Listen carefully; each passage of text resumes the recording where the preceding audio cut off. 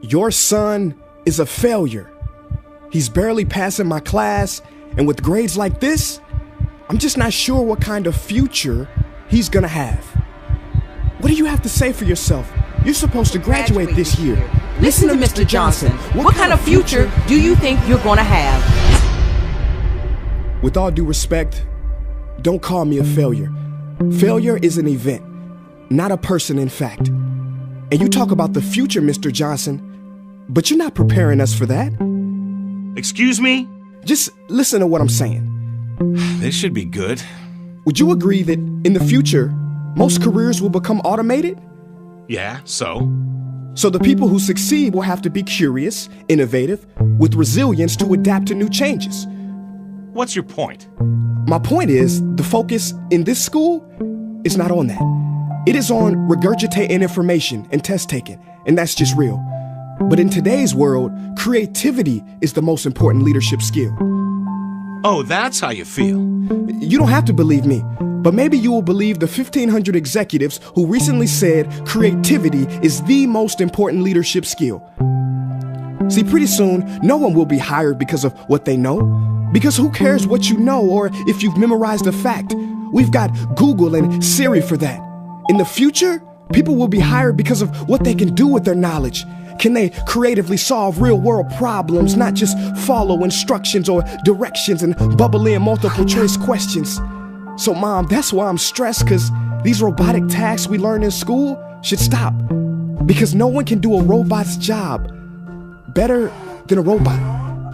Billionaire founder of Alibaba, Jack Ma, said that we should not compete with artificial intelligence, but instead focus on developing unique human intelligence. Mr. Johnson, drills are for teeth, not the human mind. So these repetitive knowledge-based tasks we must leave behind. Or in the future, you're gonna find a lot of people graduating out of your class right into the unemployment line. See, many top companies today don't look at grades. Mom, that old way is expiring. Google has been quoted as saying GPAs are worthless criteria for hiring. Founder of Tesla, Elon Musk, agrees. So I say this with unease and sorrow. If you continue to teach today as you taught yesterday, then you rob us students of tomorrow. Mr. Johnson, I'm gonna keep it real with you. Sometimes sitting in your class is tough. I'm constantly thinking, if I don't look up at the clock, maybe it'll speed up. So I listen to you do my work and pay attention, feeling like an hour had to have gone by. But it was only 3 minutes. So if you wonder why we're bored in class, look, you want to get a kid to hate reading? Give them this, a school textbook. And some people think it's our fault, and that hurts me. They say you can lead a horse to water, but you can't make him drink. And to that I say no. Firstly, you can put salt in that horse's hay and make him thirsty. And if you bring joy in your classroom, you can make any bad student nerdy, as he or she discovers the beauty of truly learning. Mr. Johnson, I mean no disrespect.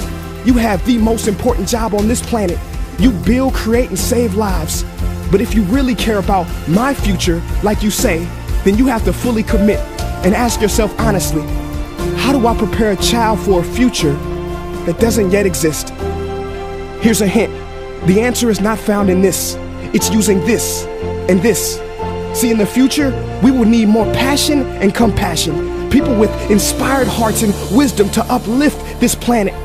And Mom, I love you, but can I be real? Go ahead.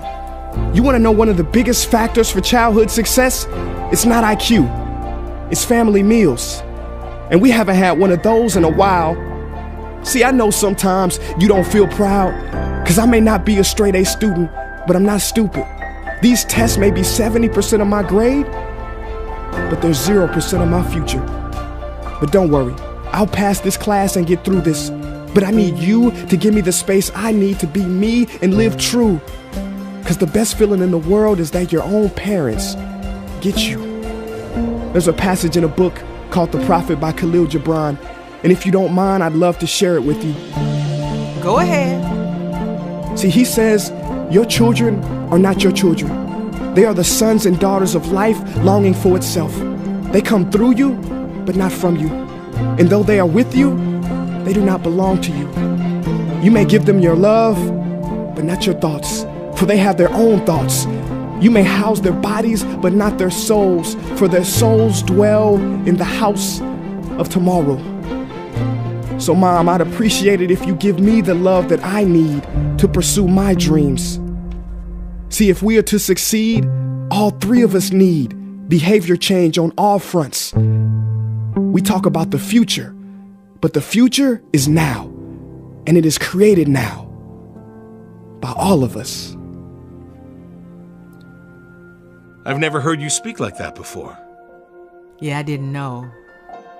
But I'm going to reach out to administration and try to change some things. You have my word.